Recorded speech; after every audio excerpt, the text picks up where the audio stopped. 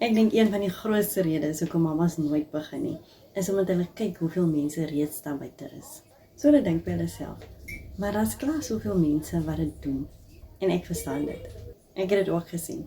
Maar ek moes myself iets vra. As daar reeds mense is wat dit doen, beteken dit regtig daar is nie plek vir my nie?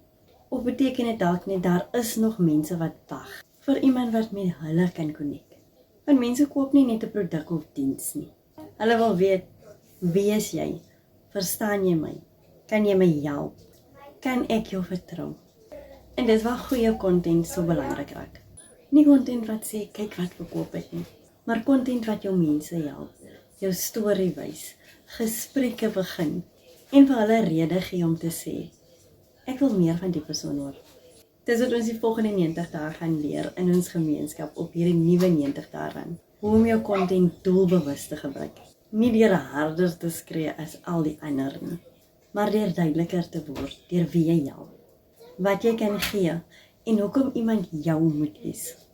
So mama, as jy dink jy is te laat, omdat daar klaar so baie mense is, moenie jouself uitsluit nog voordat jy eers jou eie stem gebruik het nie.